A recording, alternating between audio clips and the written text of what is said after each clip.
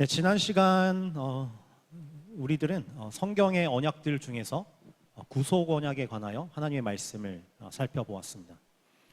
창세전에 성부 하나님과 성자 예수께서 범죄하여 영원히 죽게 된 자기 백성들을 구원하시려는 그런 협약을 맺으셨습니다. 성부 하나님께서는 구속을 계획하셨고 성자께서는 죄인들의 중보자가 되어주셔서 구속을 실행하시며 성령께서는 성자께서 이루신 구속을 죄인들에게 적용하셔 구원하시는 이 삼위일체 하나님의 구원의 언약을 구속 언약이라 하였습니다. 오늘 이 시간에는 지난 시간에 이어서 우리의 구원에 있어서 매우 중요한 언약인 행위 언약에 대하여 살펴보고자 합니다. 이 언약을 아는 일은 매우 중요합니다. 왜냐하면 이 언약을 알아야만 예수께서 우리를 위해 어떤 일을 행하셨는지를 풍성히 깨닫고 믿을 수 있기 때문입니다. 만일 이 언약을 잘 알지 못한다면 신앙의 초보에서 벗어나기가 어려울 것입니다. 믿음에 성숙해지고 복음을 더 분명히 알고 깨닫기 위해서는 반드시 성경이 강조하여 말하는 이 언약을 깨닫고 이해하는 일이 필요할 것입니다. 자, 그렇다면 행위 언약이라는 것은 무엇일까요?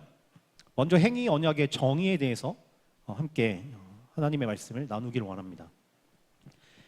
행위 언약이란 하나님께서 첫사람이자 모든 인류의 대표인 아담과 타락 이전에 맺으신 언약을 말합니다. 자, 저를 한번 따라해 보실까요? 행위 언약은 하나님께서 첫사람이자 모든 인류의 대표인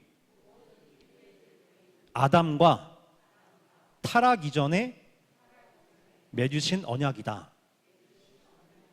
하나님이 무죄한 상태의 아담을 창조하셨고 그와 언약을 맺으신 것입니다. 자, 이 언약은 어떤 언약일까요? 하나님은 아담을 향하여서 완전한 순종을 요구하셨습니다.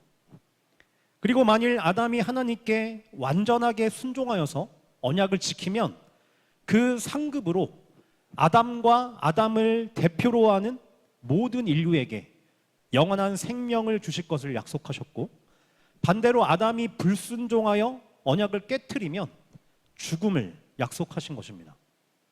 완전한 순종을 요구하셨고 그것을 지키면 영원한 생명, 그리고 그것을 지키지 못하면 죽음을 약속하셨다는 것입니다. 우리 장로교 도들이 신앙의 기초로 삼고 있는 웨스트민스터 신앙고백서 제7장 2항은 이렇게 행위 언약에 대해서 이야기를 하고 있는데요. 하나님께서 인간과 맺은 첫 번째 언약은 행위 언약이었으며 이 언약 안에서 아담과 그리고 그 안에서 그의 모든 후손에게 완전하고 인격적인 순종을 조건으로 생명이 약속되었다. 이렇게 웨스트민스터 신앙 고백서는 행위 언약에 대해서 말하고 있습니다. 자, 그러면 이 언약의 이름이 왜 행위일까요?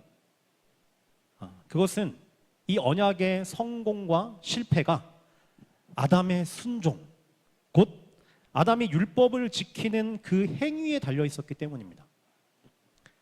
이 언약에서 우리가 기억해야 될 매우 중요한 사실 한 가지는 무엇이냐면, 하나님과 언약을 맺은 아담이 아담 개인의 자격으로 하나님과 언약을 맺은 것이 아니라는 사실입니다. 이것이 매우 중요합니다. 아담은 개인으로서 하나님과 언약을 맺지 않았습니다. 개인이 아니라 온 인류의 대표이자 머리로서 하나님과 언약을 맺었다는 것입니다. 하나님께서 아담과 언약을 맺을 때 그를 모든 인류를 법적으로 대표하는 머리로 삼으셨기 때문입니다. 아담은 한 개인을 넘어서는 모든 인류의 대표였습니다. 따라서 아담이 행한 어떤 행위들은 전 인류의 행위가 되는 것입니다. 여러분, 마치 한 국가의 대통령이요, 다른 나라에 가서 조약을 체결하면 그 조약은 대통령 개인에게만 해당되는 것입니까? 아니면 그 국민 전체에게 해당되는 것입니까? 그 국민 전체이겠죠? 그 국민 전체에게 효력을 미치는 대표로서 조약을 맺었기 때문입니다. 마찬가지로 아담 한 사람의 행동은 아담 개인이 맺은 것이 아니라 아담과 아담 뒤를 따르는 모든 인류의 대표로서 맺은 언약이기 때문에 모든 인류에게 영향을 미치게 되는 것입니다. 아담은 인류를 대표하는 자로서 하나님과 맺은 언약에 따라 그의 말씀에 온전히 순종해야만 했습니다. 단지 겉으로 보여지는 외적인 순종만이 아니라 마음을 다하고 힘을 다하고 뜻을 다하여서 하나님의 율법을 내적으로도 온전히 순종해야만 했습니다. 그런데 우리가 이 아담에게 하나님이 온전히 순종을 요구하셨다는 걸 생각할 때 많은 분들이 조금 오해하시는 것이 있습니다. 그것이 무엇이냐면 아담에게 주어진 이 완전의 순종의 요구가 아담에게는 그리 어려운 시험이 아니었다는 사실입니다. 왜냐하면 아담은 우리와는 매우 다른 상태였습니다. 타락 이전의 아담에게는 죄가 없었습니다. 그는 무죄했다라는 것이죠. 아니, 아담은 죄가 없는 정도가 아니라 하나님의 형상으로 지음을 받아서 하나님의 성품을 담고 있었습니다. 아담 안에는 의와 진리의 거룩함이 있었다는 것입니다. 사도 바울은 에베소서에서 이렇게 이야기를 했는데요. 하나님을 따라 의와 진리의 거룩함으로 지으심을 받은 새 사람을 입으라. 하나님을 따라 지음받은 사람은 의와 진리의 거룩함으로 지으심을 받았다라고 기록하는데, 즉 아담은 하나님을 닮아서 하나님이 소유하신 이런 선한 속성들을 갖고 있었다는 겁니다. 범죄하기 이전에. 그렇기에 많은 신학자들은 태초의 아담이 하나님의 말씀을 온전히 순종하는 것은 하나님의 말씀을 거스르는 일보다 더 자연스럽고 쉬운 일이었을 것이라고 주석합니다. 어거스틴도, 칼빈도, 툴레틴도 이런 개혁주의 신학자들은 아담의 의지가 악을 향해 기울어져 있는 것이 아니라 선을 향해 기울어져 있었기 때문에 그가 하나님의 말씀에 순종하는 것이 불순종하는 것보다 더 자연스럽고 본성에 따르는 것이라 말하였습니다. 다시 말해서 아담이 죄를 지으려면요, 그는 자신 안에 있는 하나님을 닮은 모든 선한 것들을 거슬러서 죄를 지어야만 했습니다. 거룩하신 하나님과의 맺어진 사랑의 관계를 끊어내고 하나님을 사랑하는 대로 기울여져 있는 나의 자신의 지식과 감정과 의지 등을 모두 거슬러야만 범죄할 수 있었던 것입니다. 만약 아담이 하나님이 태초에 창조하신 그 선한 상태에서 하나님께서 정하신 기간 동안 온전히 하나님의 율법에 순종했더라면 아담과 아담을 대표로 삼는 모든 인류는 영생을 상급으로 받았을 것입니다. 하나님은 이를 위해서 아담과 맺은 행위의 언약을 에덴 동산 중앙에 있는 선과 악을 알게 하는 나무와 생명나무를 통하여서 아담이 지속적으로 확인하게끔 하신 것입니다. 여러분, 왜 선과 악을 알게 하는 나무와 생명나무가 동산 중앙에 있었겠습니까? 지속적으로 주목하도록 한 것입니다. 동산 중앙에 있는 나무들을 통해 하나님과 맺은 언약을 잊지 않고 기억하게 하신 것입니다. 왜냐하면 그 나무들은 분명한 언약의 표지였기 때문입니다. 여러분, 하나님은 우리와 언약을 맺으실 때, 여러분 무지개 기억하시죠? 노아와 언약을 맺으실 때는 무지개를 허락하셨고 아브라함과 할례를 허락하셨고, 또 우리와 새 언약을 맺으실 때는 떡과 포도주와 같이 이렇게 떡, 포도주, 무지개, 할례와 같이 우리의 눈으로 확인할 수 있고 우리의 눈으로 볼 수 있는 표징들을 하나님과 맺은 언약의 표지로 삼으셨습니다. 여러분, 그런데 행위 언약, 아담과 맺은 이 행위의 언약의 표지는 바로 그 생명나무와 선과 악을 알게 하는 나무였던 것입니다. 이 나무들은 행위 언약이 약속하고 있는 복과 저주를 나타내는 표지였습니다. 여러분, 많은 분들이 오해를 하시는데, 여러분, 이 나무 자체에는 신비한 능력이 없습니다. 마법과 같이 우리에게 생명을 주고 뭐 지혜를 주는 이런 능력이 없습니다. 그 나무는 분명히 다른 나무들과 다를 바 없는 일반적인 과수였을 것입니다. 왜냐하면 우리가 성찬을 대할 때 떡과 포도주가 진짜 예수님의 살과 피입니까? 아니지 않습니까? 일반적인 떡과 포도주를 우리는 그것을 통하여서 그리스도의 살과 피를 기념하는 표지로 삼을 뿐입니다. 마찬가지로 하나님께서는 동산 중앙에 있는 일반적인 과수에 생명나무라는 이름, 그리고 선과 악을 알게 하는 나무라는 이름 등을 붙이심을 통하여서 하나님과 맺은 언약이 담고 있는 약속들을 눈으로 확인하게끔 하신 것입니다.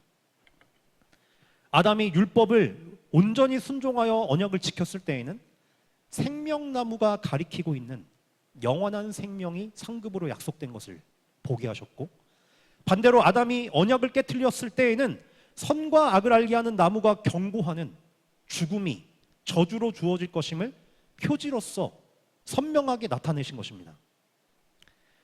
자, 그렇다면 하나님과 아담 사이에 맺은 행위 언약의 증거들을 말씀을 통하여 잠시 살펴보기를 원합니다. 구약성경 호세아서 6장 7절에는요 이렇게 기록을 하고 있는데요, 우리 함께 읽어보도록 하겠습니다. 시작. 그들은 아담처럼 언약을 어기고 거기에서 나를 반역하였느니라. 지금 호세아 선지자는 이스라엘이 하나님과 맺은 언약을 고의적으로 어기고 또 반복적으로 어기고 끝내 파기한 것이 얼마나 심각한 행위인지를 경고하기 위해서 그들이 아담처럼 언약을 어겼다라고 말하고 있습니다. 이스라엘이 불순종으로 언약을 파기한 것이 인류의 처음 언약을 파기했던 아담과 같은 일이라고 말한 것입니다. 여러분, 이 말씀이 뭘 증거하는 것입니까? 하나님과 아담이 언약을 맺었다라는 것을 분명히 증언하고 있는 것입니다. 성경이 직접적으로 하나님과 아담이 언약을 맺었음을 증언하고 있는 것이죠. 자, 그렇다면 신약 성경에서는 또 행위 언약을 어떻게 이야기를 하고 있을까요? 신약 성경에서는 행위 언약을 다음과 같이 증거합니다. 로마서 5장 19절 말씀인데요, 한 사람이 순종하지 아니함으로 많은 사람이 죄인 된 것 같이 한 사람이 순종하심으로 많은 사람이 의인이 되리라. 사도 바울은 아담 한 사람의 불순종이 많은 사람을 죄인 되게 하였다라고 말합니다. 주일학교에서 이와 같은 이야기를 들려주면 많은 아이들이 궁금해합니다. 아니, 어떻게 아담이 지은 죄가 나의 죄가 될 수가 있습니까? 혹시 여러분들은 이와 같이 아담 한 사람이 지은 죄가 모든 사람의 죄가 되었다라는 이 말씀을 들으면서 부당하다고 생각해 보신 적은 없으십니까? 하나님은 분명히 예레미야와 에스겔서에서는 이렇게 말씀하셨습니다. 신 포도를 먹는 자마다 그의 이가 신 것 같이 누구나 자기의 죄악으로 말미암아 죽으리라. 너희가 이스라엘 땅에 관한 속담에 이르기를 아버지가 신 포도를 먹었으므로 그의 아들의 이가 시다고 함은 어찌 됨이냐. 여러분, 하나님은요 말씀을 통해 인간은 오직 자신의 죄악에 따라 심판을 받을 것이라 말씀하셨습니다. 아버지의 죄는 아버지가 책임을 지는 것이고 아들의 죄는 아들이 심판을 받는 것이지 아버지의 죄를 아들이 대신 물려받는 것은 아니라는 것입니다. 연제죄와 같이 타인의 죄를 덮어쓰는 일은 하나님의 공의에 맞지 않다라는 것입니다. 여러분, 그런데 왜 아담의 죄는 우리 모든 인류의 죄가 된 것입니까? 행위 언약 때문에 그렇습니다. 언약에 따라서 아담은 단순한 한 개인이 아니었던 것입니다. 하나님 앞에서 인류 전체를 대표하는 대표자였던 것입니다. 우리와 아담은 언약으로 묶인 상태가 되어서 아담은 우리와 언약으로 묶인 상태로 순종의 시험을 치른 것입니다. 만일 아담이 모든 인류의 대표가 되어 순종의 시험을 치르는 이 행위 언약이 없었다면 아담의 범죄는 우리의 범죄가 될 수가 없습니다.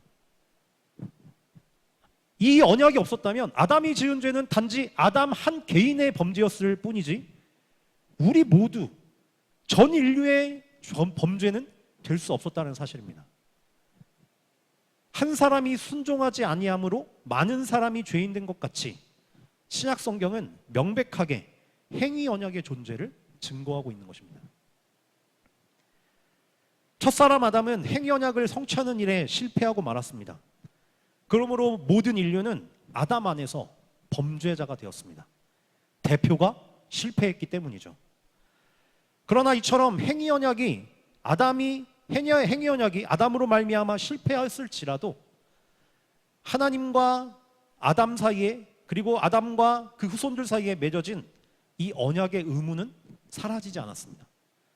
그래서 성경을 읽어보면요, 이 행위 언약의 요구가 곳곳에서 등장하는 것을 볼 수가 있습니다.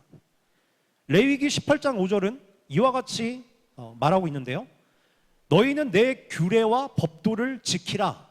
사람이 이를 행하면 그로 말미암아 살리라. 지키면 살리라. 행하면 살리라. 행위 언약을 말하고 있는 것이죠. 갈라디아서 3장 12절도 이렇게 말합니다. 율법은 믿음에서 난 것이 아니니 율법을 행하는 자는 그 가운데서 살리라. 아담 이후에도요, 누구든지 율법에 온전히 순종하는 자는 생명을 얻을 것이고 누구든지 불순종하는 자는 죽음을 얻을 것이라는 행위 언약의 의무는 남아있는 것입니다. 그러나 우리는 알고 있죠. 행위 언약을 통하여서 영원한 생명을 얻는 것은 아담 이후에 불가능하게 되었습니다. 왜 그렇습니까? 모든 사람이 다 범죄하였기 때문입니다. 날 때부터 죄 가운데서 태어나기 때문에 그 어떤 사람도, 그 누구도 율법을 온전히 지켜 행할 자가 없기 때문입니다. 그 결과 율법은 더 이상 인간에게 영생을 얻게 하는 통로가 아니라 율법은 이제 인간의 죄를 깨닫게 하고 모든 인간이 하나님의 진노 아래 있음을 드러내는 역할을 맡게 되었습니다. 그래서 로마서 7장 10절에 바울은 이렇게 말했던 것이죠. 생명에 이르게 할 그 계명이 내게 대하여 도리어 사망에 이르게 하는 것이 되었도다. 본래 하나님의 율법에, 하나님의 계명에 온전히 순종하면 모든 사람은 영생에 이르게 되었는데 그것이 아담으로 말미암아 깨어졌고 모든 사람이 범죄함으로 말미암아 이 율법은 더 이상 생명에 이르는 계명이 아니라 사망에 이르게 하는 그런 통로가 되었다는 것입니다. 우리를 정죄하는 것이 된 것이죠. 행위 언약을 따르는 것입니다. 이처럼 성경 곳곳은요, 행위 언약을 말하고 있습니다. 자, 그런데 이러한 행위 언약이 우리에게 왜 중요하다고 제가 말씀드렸을까요? 여러분, 이것을요 가볍게 생각하시지 마시고 조금 낯설고 어렵게 여겨지시더라도 반드시 이 내용들을 이해하셔야만 합니다. 왜냐하면 이 행위 언약이 우리의 구원자이신 그리스도와 깊은 관련이 있기 때문입니다. 오늘 본문 말씀을 다시 한번 함께 읽어보기를 원합니다. 시작. 아담 안에서 모든 사람이 죽은 것 같이 그리스도 안에서 모든 사람이 삶을 얻으리라. 연관된 말씀인 고린도전서 15장 45절 말씀도 함께 읽기를 원합니다. 시작. 기록된 바 첫사람 아담은 생령이 되었다 함과 같이 마지막 아담은 살려주는 영이 되었나니. 신약 성경에서 하나님께서는요 행위 언약에 대한 내용을 증거할 때 언제나 그리스도와 함께 증거하십니다. 왜냐하면 이 행위 언약이 주님과 깊게 결부되어 있기 때문입니다. 오늘 본문에서도 사도 바울은 아담과 예수 그리스도를 나란히 언급하고 있죠. 아담 안에서 모든 사람이 죽은 것 같이 그리스도 안에서 모든 사람이 삶을 얻고 첫사람 아담은 생령이 되었다 함과 같이 마지막 아담은 살려주는 영이 되었나니. 지금 사도 바울은 의도적으로 예수님을 둘째 아담 또는 마지막 아담이라고 부르고 있습니다. 자, 여기서 왜 사도 바울이 예수님을 향해 아담이라고 부르는 것인지를 이해하셔야 됩니다. 이게 복음을 깨닫는데 굉장히 중요한 측면이거든요. 왜냐하면 사도 바울이 예수님을 아담이라 부르는 것은 첫사람 아담이 인류의 대표이었던 것과 같이 예수님도 하나님의 백성들의 대표라는 것을 말하고자 함입니다. 여러분, 인류 역사 속에서는요, 단 2명의 대표밖에 없었습니다. 첫사람 아담이 모든 인류의 대표였고요, 그리고 둘째 아담이자 마지막 아담인 예수님이 2번째 대표인 것입니다. 예수님은 대표로서 2번째 아담이시고 마지막 아담이십니다. 그래서 예수님은 첫 번째 아담이 실패했던, 모든 인간의 대표로서 실패했던 행위 언약을 이루시기 위해 이 땅에 2번째로 오신 아담이자 마지막으로 오신 아담이라는 것입니다. 예수님은 우리의 대표가 되셔서 우리 모두를 대신하여 첫사람 아담이 얻지 못했던 생명나무의 열매를 우리에게 얻게 하시려고 아담이 되셨습니다. 그렇게 우리들을 영원한 죽음에서 영원한 생명으로 살리려고 오신 분이 예수 그리스도시라는 것입니다. 아담 안에서 모든 사람이 죽은 것 같이 그리스도 안에서 모든 사람이 삶을 얻으리라는 오늘 이 본문의 말씀은 정확하게 행위 언약을 성취하시는 그리스도를 우리에게 증거하는 것입니다. 여러분, 이처럼 행위 언약은요, 예수 그리스도의 사역과 깊은 연관이 있습니다. 여러분, 아담이 우리들의 대표였기 때문에 우리 모두가 죄인이 된 것 같이 예수님이 우리들의 대표이기 때문에 우리 모두가 의인이 되었다는 것입니다. 공의로우신 하나님께서 예수 그리스도를 믿는 우리들을 향해 우리의 대표인 그리스도께서 순종으로 성취하셨기에 우리들을 향해 무지하고 의롭다라고 선언하시는 것입니다. 여러분, 생각해 보십시오. 첫사람 아담 안에서 우리들은 아무것도 한 것이 없었지만 죄인으로 정죄를 받았습니다. 그가 대표로서 순종의 시험에 실패했기 때문에.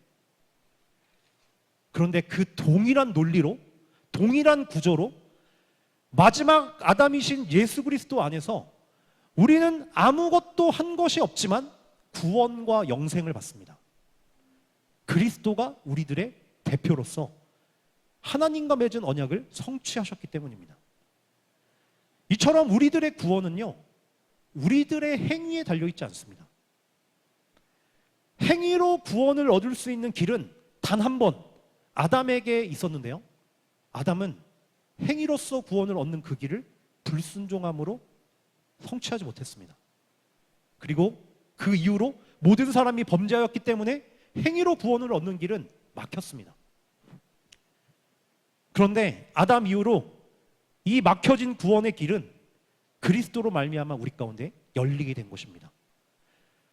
2번째 아담으로 오신 우리의 대표자 예수 그리스도께서 우리 대신 모든 행위의 언약을 완전하게 성취하심으로 우리를 향해 구원의 길을 여셨다는 것입니다.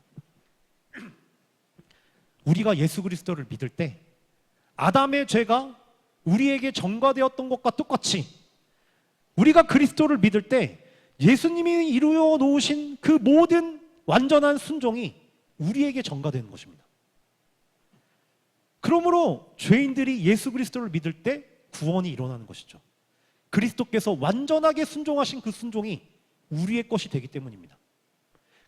예수님을 믿을 때 예수님이 우리의 대표가 되시고 예수님이 우리의 머리가 되시고 그리스도와 우리와 연합이 일어나기에 그리스도의 모든 그 의로움이 우리의 것이 됨으로 우리는 구원을 얻는 것입니다.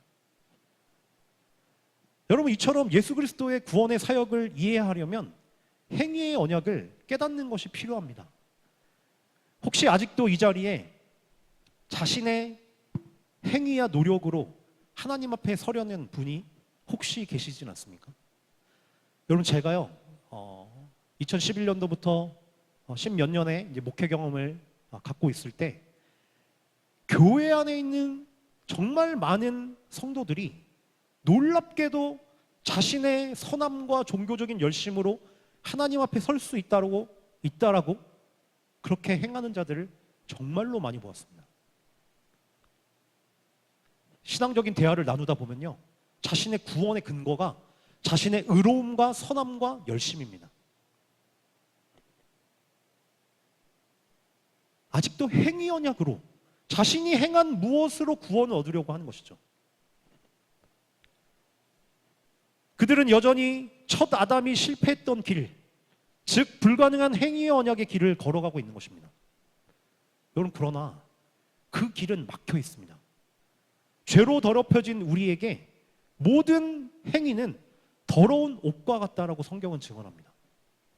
하나님 앞에서 우리들의 행위는요, 결코 온전하다라는 온전함으로 인하여서 의롭다함을 받을 수가 없는 행위입니다. 그러므로 생명나무의 열매를 얻을 수가 없는 것이죠. 아담 안에서 죽은 우리들의 유일한 소망은요, 우리 자신의 의로움과 행위를 버리고 우리를 위해 이 땅에 둘째 아담으로 나신 하나님의 아들 예수 그리스도께 나와 그를 믿는 것뿐입니다.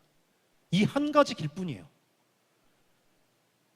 예수님이 우리들의 흠과 더러움을 모두 덮으실 만큼 이미 완전한 순종으로 의를 이루어 놓으셨기에, 그리고 자신을 믿는 자에게 이 모든 의를 값없이 주신다라고 선포하셨기에, 우리가 예수 그리스도와 그가 증거하신 복음을 믿으면 주님이 우리의 대표가 되셔서 우리의 모든 것이 그리스도과에서 이루신 것으로 옷 입게 되는 것입니다. 여러분, 이것이 행위 언약이 우리에게 가르쳐주는 복음의 핵심입니다. 여러분, 우리는요, 첫째 아담에서 벗어나 둘째 아담에게로 나아가야 합니다. 둘째 아담을 머리로 삼는 자는 구원을 얻을 것이지만, 여전히 첫째 아담을 머리로 삼는 자는 행위 언약에 따르는 저주를 받게 될 것입니다. 첫째 아담 안에서 우리는 모든 것을 잃었지만, 둘째 아담이신 그리스도 안에서 우리는 처음 잃었던 것보다 더 많은 것을, 영원하고 무한하며 불변하는 것을 얻게 됩니다. 여러분, 그러므로 자신 안에서 끝없이 우리는 그걸 좋아하거든요. 내가 뭔가를 해서 구원에 이르는 것과 같은 안정감을 얻기를 원하고, 내가 뭔가를 선하게 이루었다 해서 그것을 하나님 앞에 서려고 하는 것을 우리들은 굉장히 좋아합니다. 하지만 우리가 하나님께로 나아가려는 그 모든 노력과 우리 스스로 하나님께 서려고 하는 그 모든 의로움을 버리고 예수 그리스도를 우리의 머리요 대표로 삼을 때, 첫째 아담이 아닌 둘째 아담이신 예수 그리스도를 우리의 대표로 삼을 때, 우리는 그리스도께서 이루신 모든 것으로 말미암아 의로움과 복을 얻게 되는 것입니다. 여러분, 그러므로 오직 우리들의 유일한 자랑은 그리스도뿐입니다. 여러분, 지금 이곳에 오신 분들은 그래도 교회 안에서 나름의 열심을 갖고 계시고 뭔가를 섬기시려고 하는 분들입니다. 그런데 이번 한 주만 생각해 보십시오. 우리 마음 안에서 일어나는 일, 우리가 외적으로 행한 일들을 보면 너무 더럽고 추한 일들로 가득하지 않습니까? 가장 먼저 하나님을 마음을 다하고 뜻을 다하고 힘을 다해 살아가라는 예수님의 제일 첫 번째 주신 이 계명도 우리는 온전하게 순종하지 못합니다. 내 이웃을 내 자신과 같이 사랑하라는 예수님이 두 번째로 중요하게 우리에게 말씀하신 이 계명도 우리는 가장 가까이 있는 나의 가족들조차 온전히 순종하지 못합니다. 우리에게 있어서는 허물진 것밖에 보이지 않습니다. 그런데 그런 우리가 어떻게 구원을 확신하며 안식을 얻으며 이 세상을 기쁨과 소망으로 살 수 있는 것입니까? 우리의 대표 때문입니다. 그가 이루어 놓으신 것이 너무 완전하기에, 그를 믿는 자는 그 모든 완전함이 우리의 것이 되기에, 그리스도가 머리로서 모든 것을 성취하셨기에, 비록 우리가 연약하고 넘어지고 쓰러지는 그런 허물이 있을지라도 이 대표로 말미암아 우리는 안식할 수 있고 소망을 품을 수 있고 천국을 바라볼 수 있는 것입니다.